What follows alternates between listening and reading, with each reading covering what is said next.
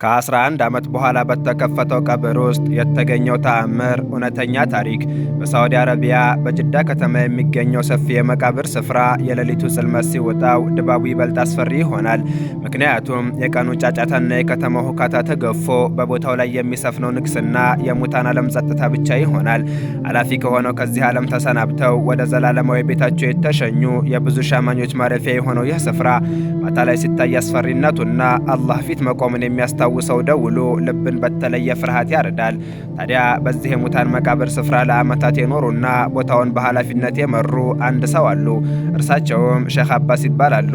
ሼኽ አባስ የዚህ ስፍራ ጠባቂ እንደመሆናቸው መጠን ሞት ለእርሳቸው ያን ያክል እንግዳ አይደለም።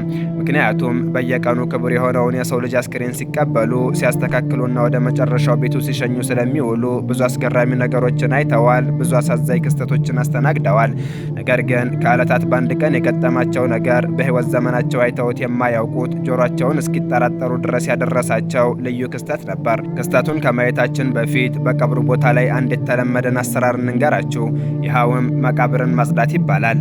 እንደሚታወቀው የመቃብር ቦታው ውስን ከመሆኑ ጋር በየቀኑ የሚመጣው አስክሬን እረፍት የለውም።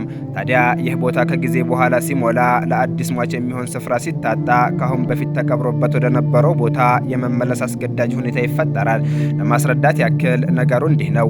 በመቃብሩ ስፍራ በመጀመሪያው ረድፍ ላይ የተቀበረው ሰው ለምሳሌ ያክል 10 ምናምን ዓመታትን ካለፉት በኋላ ያ ቦታ እንደገና ለአዲስ አስክሬን መቀበሪያ እንዲውል ይቆፈራል። እስኪ ያስቡት፣ ከ10-20 ዓመታት በፊት በክብርና በለቅሶ የተሸኘውን ሰው መቃብር እንደገና መክፈት ማለት ነው። ይህ የሚደረገው የሟቹን ክብር ለመንካት ሳይሆን ቦታው ስለጠበበና ለአዲሱ ሟች ማረፊያ ስለሚያስፈልግ ብቻ ነው። በእውነቱ ይህ ስራ ለቀባሪዎቹ እጅግ ፈታኝና ስሜትን የሚጎዳ ከባድ ኃላፊነት ነው። ምክንያቱም የሰው ልጅ መጨረሻው ምን እንደሆነ በገሃድ የሚያዩበት ቅጽበት ስለሆነ መሬቱን ቆፍረው ወደ ውስጥ ሲገቡ የሚያጋጥማቸው ነገር ቀላል አይደለም። ከዓመታት በፊት በስጋና በደም ተገንብቶ ውበትና ግርማ ተላብሶ የነበረው የሰው ልጅ ዛሬ ላይ አካሉ ፈራርሶ አፈር በልቶትና ገላው በስብሶ አጥንት ብቻ ሆኖ ያገኙታል። ታዲያ እነዚያ ሰራተኞች ያገኙትን የተረፈ አጥንት በጥንቃቄ ሰብስበው በመቃብሩ ጥግ በማስቀመጥ ድጋሚ አፈርን ያለብሱታል።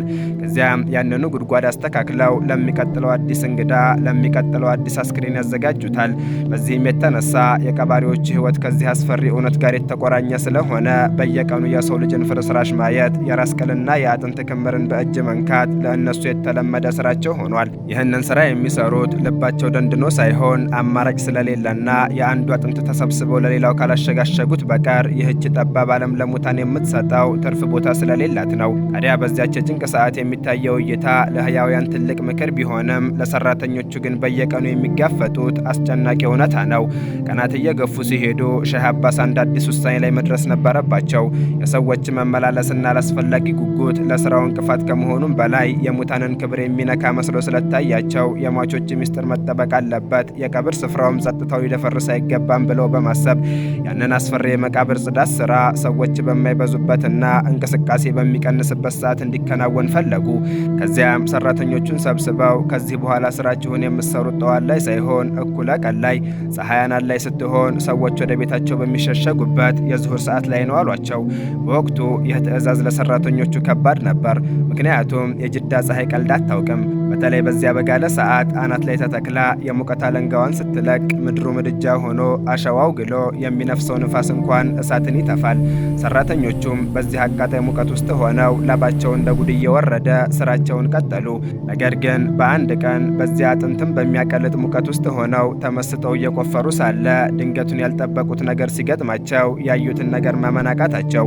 ከዚያም የያዙትን አካፋ ጥለው በድንጋጤና በግርምት ተውጠው እየተጣደፉ ወደ ሼኽ አባስ ቢሮ ሮጠው ሼኹ ፊት ሲደርሱ ትንፋሽ እያጠራቸው በታላቅ ስሜት እንዲህ አሉ።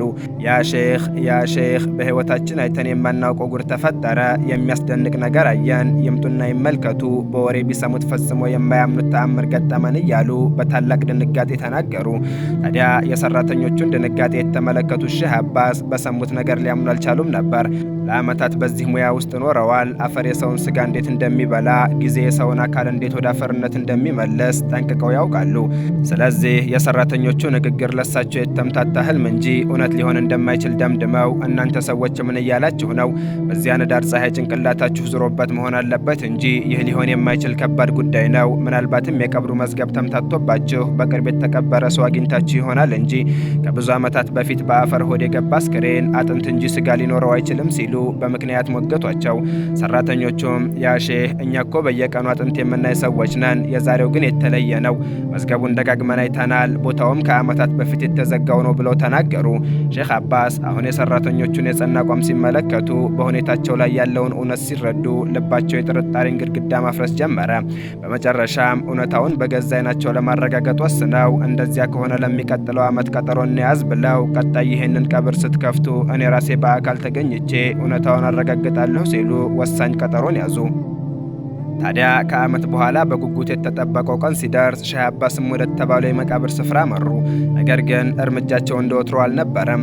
በውስጣቸው እውነት ሰራተኞቹ ያሉት አይነት ተአምር ይኖር ሆነ ወይስ የተለመደውን ቅሪት እመለከታለሁ የሚል መላምት እየመላለሱ የመቃብሩ አፋፍ ላይ ሲደርሱ ድባቡ ተቀየረ። እነሆ ከቦታው ደርሶ የቀብሩ አፈር ሲገለጥ የታየው ነገር የሰውን ልጅ የመረዳት አቅም የሚፈታተን ነበር። እነሆ ለ11 ዓመታት በአፈርና በጨለማ ውስጥ የቆየው አካል እንደተጠበቀው አፈር አልሆነም፣ አልበሰበሰም፣ ወደ አጥንትነትም አልተቀየረም። ይልቁንም የተመለከቱት ነገር አሁን በቅርብ ደቂቃዎች ውስጥ ለቀብር የተዘጋጀ የሚመስል አካል ነበር። ከፈኑ እንኳን የጊዜን ጫና ተጋፍቶ ነጭነቱ ይታይ ነበር። በተለምዶ የቀብር አፈርና እርጥበት ልብስን ያበሰብሳል፣ ትሎችና ነፍሳት ስጋን ይቦጫጭቃሉ። ነገር ግን በዚህ ሰው ላይ ተፈጥሮ ሕጓን የቀየረች መሰለ። አካሉ ሙሉ ሆኖ ስጋው አልተሸረፈ፣ ቆዳው አልተላጠ፣ የሰውነት ቅርጹ አልተለወጠ። ከዚያም አልፎ እነዚያ ጨካኝ የሆኑ ትሎችና ነፍሳት ይህንን ክቡር አካል ለመንካት ፍቃድ የተነፈጉ ይመስል በአካባቢው ዝር አላሉም ነበር። ከዚያም አልፎ ከፈኑ ላይ ያረፈው የአፈር ትቢያ ብቻ ሲሆን ያንንም ሲያራግፉት ከስር ያለው ነጭ ጨርቅ ትላንት ከገበያ የተገዛ ይመስል ምንም አልተቀደደም ነበር። ይሄኔ ይህ እይታ ለሼህ አባስ ታላቅ ርቀትን ፈጠረባቸው። ከ11 ዓመታት በፊት የተቀበረ ሰው 11 ዓመት ሙሉ በመቃብር ጨለማ ውስጥ የኖር አካል እንዴት ዛሬ ማለዳ እንደተቀበረ ሰው ትኩስ ይሆናል? ይህ በእርግጥም የሰው ልጅ አእምሮ ሊደርስበት የማይችል የአላህ ታላቅ ተአምር ነው እያሉ ወደ ቢሮአቸው ተጣደፉ። ምክንያቱም ያዩትን ነገር በሳይንሳዊም ሆነ በተፈጥሮ ሕግ ለማስረዳት መሞከር ከንቱ ድካም መሆኑን ስለተረዱ የቀራቸው ነገር ቢኖር የዚህ ታላቅ ምስጢር ባለቤት ማን እንደሆነ ማወቅ ብቻ ነበር። ከዚያም ወደ መዝገብ ቤቱ ገብተው ለ11 ዓመታት አቧራ የለበሱ በጊዜ ብዛት ቀለማቸው የጠለዘ የድሮ ፋይሎችን ማገላበጥ ጀምረው ጣቶቻቸው በመዝገቡ ገጾች ላይ እየሮጡ ያንን የተአምር መቃብር ባለቤት ስም ፈለጉ። በመጨረሻም ትክክለኛውን ገጽ ሲያገኙ አይኖቻቸው በመዝገቡ ላይ ተተክለው የሟቹን ስምና የተቀበረበትን ቀን ሲመለከቱ መላ ሰውነታቸውን የሚወር እውነተኛ ስሜት ተሰማቸው። በመዝገቡ ላይ የሰፈረው ቀን ምንም ስህተትም ጥርጥርም አልነበረውም። በትክክል ከ11 ዓመታት በፊት የተቀበረ ነበር። ታዲያ ይህ ማረጋገጫ የሼህ አባስን ድንጋጤ ወደ አግራሞት ለወጠው። ከ11 ዓመት በፊት አፈር ውስጥ የገባ ሰው ዛሬ እንዴት እንዳዲስ ሆኖ ይገኛል የሚለው ጥያቄ እረፍት ነሳቸው። ይህ ጉዳይ ዝም ተብሎ የሚታለፍ አይደለም፣ ከዚህ አስክሬን በስተጀርባ ታላቅ የህይወት ታሪክ ሊኖር ግድ ነው ብለው አምነው የሟቹን ቤተሰቦች አድራሻ በመፈለግ ወዲያውኑ ግንኙነትን ፈጠሩ። ከዚያም ከቤተሰቦቹ ጋር ሲገናኙ ጥያቄያቸው አንድና አንድ ብቻ ነበር። ይህ ሰው በህይወት በነበረበት ዘመን ከአላህ ጋር የነበረው ግንኙነት ምን ይመስል ነበር? ምን አይነት የተለየ ሚስጥር ነበረው? እባካችሁ ንገሩኝ ሲሉ በጉጉት ጠየቁ። ቤተሰቦቹም በናፍቆትና በአክብሮት ሆነው በምድራዊ ህይወቱ ሁለት ነገሮች ላይ እጅግ ጠንካራ ነበር። የመጀመሪያው እሱ የቁርአን ባልደረባ ነበር። የአላህን ቃል በቃሉ የያዘ ሐፊዝ ብቻ ሳይሆን ቁርአንን በልቡ ያኖረ በተግባር የኖረና ከቁርአን ጋር የተለየ ፍቅር የነበረው ሰው ሲሆን፣ ሁለተኛው ተግባሩ ደግሞ ከሶላት ጋር የነበረው ቁርኝነት ነበር አሉ። ታዲያ በህይወት ዘመኑ አምስቱንም የሶላት ወቅቶች ከመስጊድ ጀማዓ አምልጦት አያውቅም። የሙአዚኑን ጥሪ እንደሰማ ስራውን ሁሉ ጥሎ ወደ አላህ ቤት ይሮጥ ነበር። ከሱ የምናውቀው ይህንን ነው አሉ። ይህን የሰሙት ጠያቂም ስለዚህ የአላህን ቃል ስለጠበቀ አላህ ደግሞ ክቡር አካሉን በአፈር ውስጥ ጠበቀለት። እሱ ለአላህ ቤትና ለሶላት ታማኝ እንደነበረው ሁሉ አላህም ለምድራዊ አካሉ ታማኝ ሆነለት አሉ። በመጨረሻም አፈርና ትል የሰውን ስጋ ከመብላት የሚከለክላቸው ምድራዊ ኃይል ባይኖርም የአላህ ትእዛዝ ሲመጣ ግን እሳት እንጨትን ማቃጠል እንደሚያቆመው ሁሉ አፈርም የአላህን ወዳጆች መብላቱን ያቆማል። ይህ ሰው ለአላህ ቃል ታማኝ ነበር፣ አላህም ለቃል ኪዳኑ ታማኝ ሆነለት። ታዲያ ዛሬ ላይ ቆመን ራሳችንን መጠየቅ ያለብን አሁን ነው።